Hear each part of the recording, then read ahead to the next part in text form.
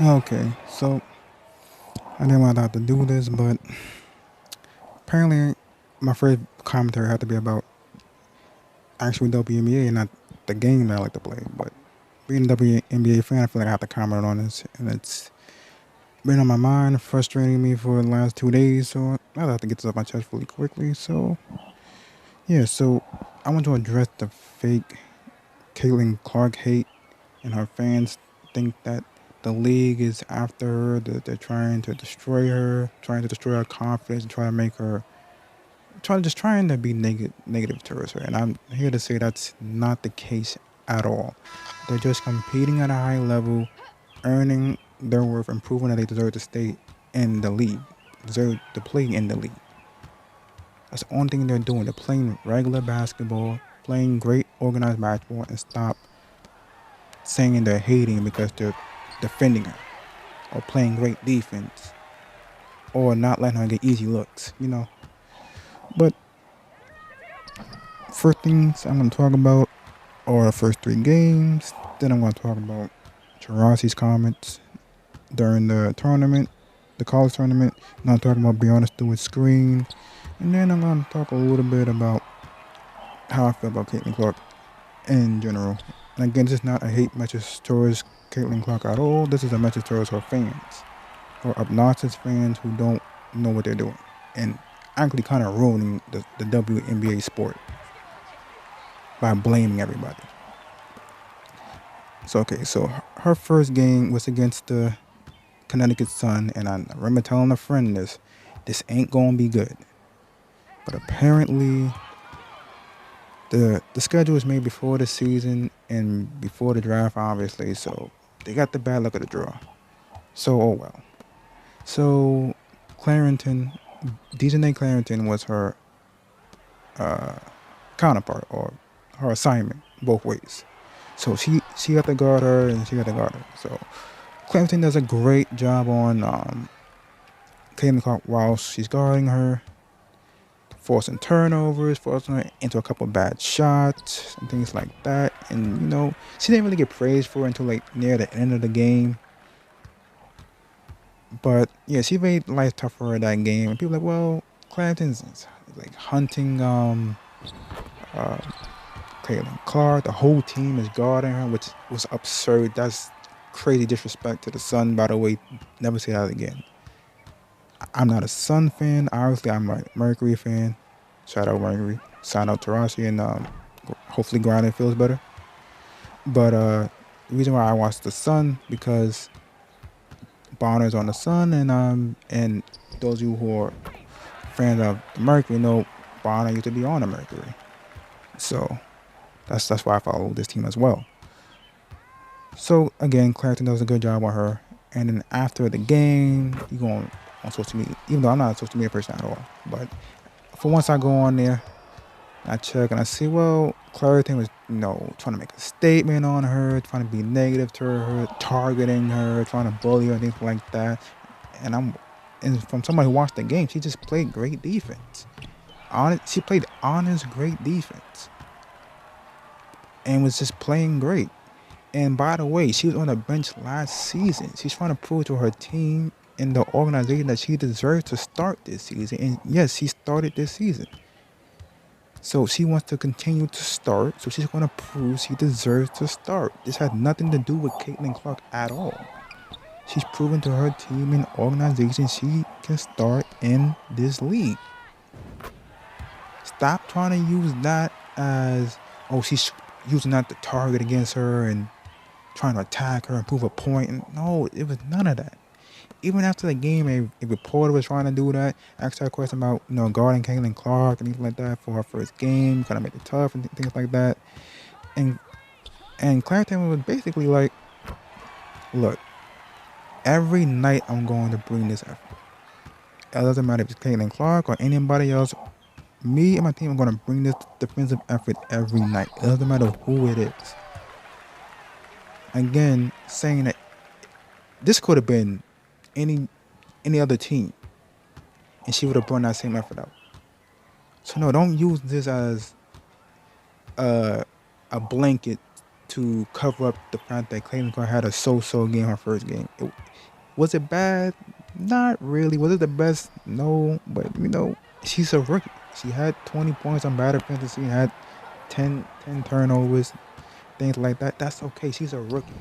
Like her fans are used to her being in Iowa and shooting the ball a bunch of times and dropping 30, triple double, things like that. And an easier league to play in because they're all amateurs then. And now she's going against actual pros and the difficulty is higher, so she can't really get off like that. And they're not used to that, so there's going to be some friction there, and they're not used to that. So that's just why they looking for something to blame, so they can still feel good about their favorite play, which is understandable. Somebody being a Paul George fan and the NBA, yeah, I do that sometimes too. So I get where they are coming from. Again, at the same time, don't use a player to fuel like negativity. That's it's just kind of disgusting, really. It is. Now move on to game 2 when I really got disgusted. When they blamed the coach because Caitlin Clark was playing off ball a lot. I think she only had 8 shots and only made 2 of them. Had 3 turnovers, but she had assist and rebound, a lot of assist and rebounds. So she's played a good all around game. They just got blown off the planet. And it was cool. You're going against the Liberty your second game, one of the best defensive teams in the league. You're going against Breanna Stewart, Jacquel Jones, Laney and them. And it's not going to be an easy game at all. You're going against Sabrina and Vandersloot. That's going to be a difficult game. You're going to get blown out. Your team is full of young players, inexperienced players, rookies, and veterans that might be on their way out. You're going to lose games. They're going to lose a lot of games. This team is searching for their identity, and they're going to lose a lot of games, and it's okay. And she's going to struggle, and that's fine. Stop blaming other things and just say she's going through her growing pain, and it's okay. So, game 2, they were blaming the coach for the fact that she's missing shots and not getting enough shots. They were running plays for every. Look, this is a WNBA team. This is a team effort. In college, yes, you can get away with hero ball in college, yeah. But in WNBA, this is a team effort. She's not going to get 30 shots, 40 shots. That's really absurd, really, to think she's going to get 30 to 40 shots. 22 shots on a night that she's hot, yeah, it makes sense. But a night that she's not, and they just moving around, like, to me, the coach is trying to find the best spots to have Caitlin Clark in so she can be very effective for the team so they can start winning games. Her fans are taking it as, oh, they're not trying to put her in a good position to look good or to win games. No, the coach is trying to figure out which spots for all of the chess pieces that she have to work with. Now, for game 3 against the Liberty in New York, great game, by the way. She had her first quarter was actually type nice. It actually was phenomenal, really. 10 points, good efficiency. I think she was 2 or 3 from threes in the first quarter. She played great in the first quarter, phenomenal. She showed why she was the number 1 pick. She was great. The rest of the quarters, she was okay. Had 8 turnovers in the games. She even said she had to clean that up. The turnovers are wild. I think she's averaging over 7 turnovers a game, which is kind of absurd. But again, she is a rookie, and she's a combo guard. She's not just a point guard. She can also play the 2. Her fans are complaining, oh, she needs to have the ball every time down the floor. If she has the ball every time down the floor, she's going to have even more turnovers. So y'all want her to look even worse, which is crazy. Now, after they lost that game, they started blaming the players. Now, let me run this back for y'all. Those of y'all who wasn't paying attention. The first game, they blamed strength of schedule with the Sun. Okay, as a WNBA fan, you can get away with that. Game 2, they blamed the coach. I got pissed off by that. Don't blame the coach because you're the players that are running plays, the players that are running her plays are not running it right, or if they're running right and a defender gets over the screen and still gets a good contest and she breaks it and misses and it doesn't go their way, now all of a sudden she is a bad coach. No, she's not a bad coach. You got young players who are still trying to learn how to play in that league. So do not do that. That's disrespectful. And now for the third game, they started blaming the teammates because they can't catch her passes. Her passes are too good and things like that. I'm like, no, she's forcing passes. A couple of shots were forced up. She made a couple of forced shots, and it's cool. She's gonna miss some shots. She's gonna make some shots. She's gonna make some nice passes. She's gonna throw a couple of turnovers. It's going to happen. Why are we crying about that? It makes no sense. This is a rookie. This is going to happen. Especially if you're at the two guard spot or at the one guard spot. This is the one thing we know as a rookie that what is going to happen. One, you're going to throw up some bricks, and two, you're going to throw a lot of turnovers.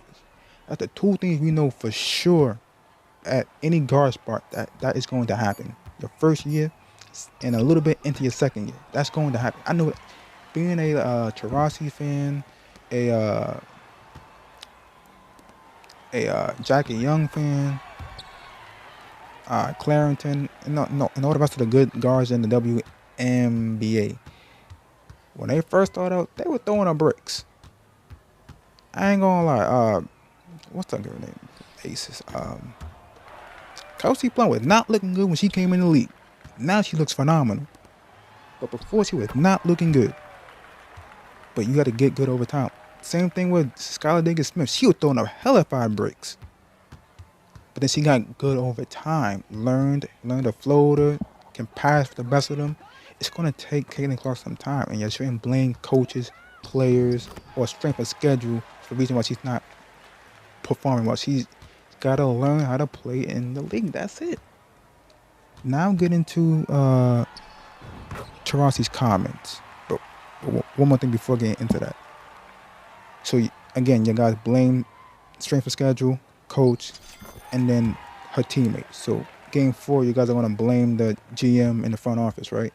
And then game 5, you guys are going to blame the actual Fever fans. I'm just waiting for that to happen. I'm just letting Fever fans know that. By game 5, y'all going to be getting blamed for them losing games. I'm just letting you guys know that now. Now for Taurasi's comments, saying that when players from the college league go into the actual W league, they're gonna basically there's gonna be growing pains, and she's right. Some of them will get over it faster. Some of them gonna get through it slower. And as we're saying right now, she was right. Caitlin Clark is struggling a little bit. She's not even struggling really like that. It's like a slight struggle to me. It's not really that bad. I think her fans are overblowing it a little bit, but she ain't struggling that bad, really. And again, it's not the coach's fault. But Taurasi was right, and there was no animosity with anything what Taurasi was saying. She was just saying she's gonna go through growing pains, and she's right. And Taurasi can say that she's a 3-time champion, 2-time Finals MVP. As a rookie, she was first team All WNBA, won Rookie of the Year, and was 3rd in MVP. She knows what she's talking about.